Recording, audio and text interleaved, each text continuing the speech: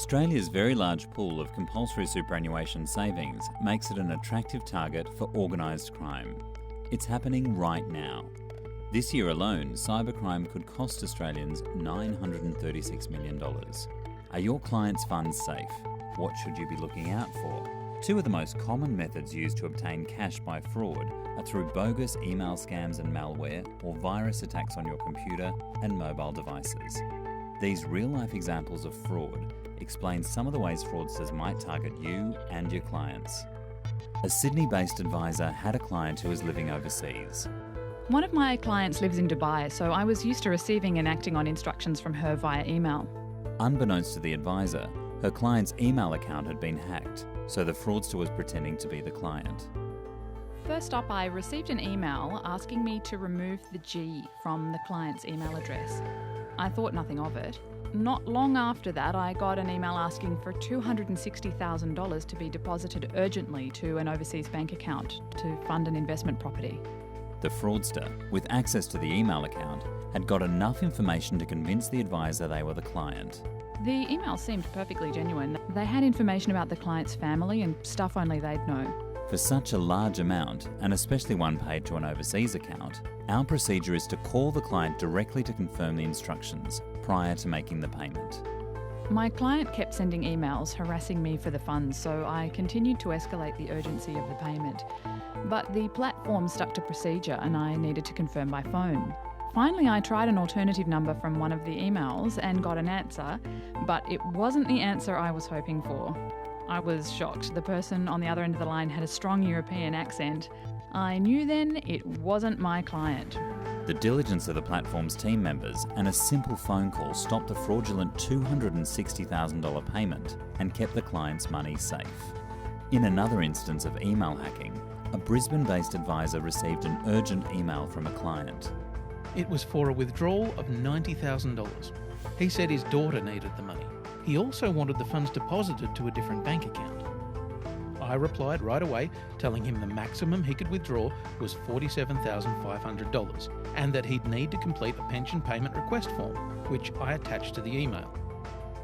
A couple of days later, he'd raised $42,500, but still needed urgent payment of $47,500. The pension payment request form was completed and signed. It all seemed in order. The fraudster insisted that all communication be done via email. Normally, I'd phone my client to confirm a withdrawal, but the email specifically asked me not to. He wrote that he was at a funeral and it was an extremely emotional time for him. The payment was made. My client then rang me in a panic. He'd seen the withdrawal and, to my surprise, it wasn't him. His email account had been hacked, but it was too late. The money was long gone. These were both true examples of where fraudsters had hacked into clients' email accounts and sent bogus emails to their advisors. Here's a real-life example of a fraudulent email. The bad grammar alerted the advisor to the fact that this was a fraud. And here's an example of a fraudulent SMS offering a prize in exchange for a client's personal information. That's all it takes. In the next example, a number of advisors were subject to a targeted malware attack from an Eastern European syndicate with a Trojan virus. This virus helped the fraudsters access the advisors' PCs and get their login details. We locked up the office that afternoon just before Christmas and went home. We were all looking forward to a nice long break. It had been a busy year. Transactions were submitted to the platform over the Christmas period using the stolen user IDs.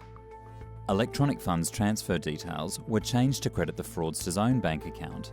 Fortunately, the advisors checked their daily alerts from the platform regularly. As soon as they noticed the transactions were being made when the office was closed, they called the platform right away and were able to stop the fraudulent payments. I'm glad we were on top of it. No funds were paid out and we could enjoy the rest of the holiday season. That's how fraud works. It's important to stay safe online. A few simple actions can go a long way to safeguarding your practice and your client's funds. Things like phoning a client to confirm a transaction request that's been sent by email. Hello, it's Jane Smith here from XYZ Financial Planners. It's just a quick courtesy call to confirm the email I got from you this morning. I just want to double check your withdrawal request. You want a withdrawal of $25,000 from your investment account, is that right? Ensure your client's contact details are up to date. and always use the nominated bank account held on our system. Track all transactions completed each day to ensure they're being requested by you or your client, and encourage safe computing practices. Never share your user ID and password, and change your password regularly. Simple steps, but effective. Working together, we can take action to detect and prevent fraud. For more information on the latest security issues, visit our website.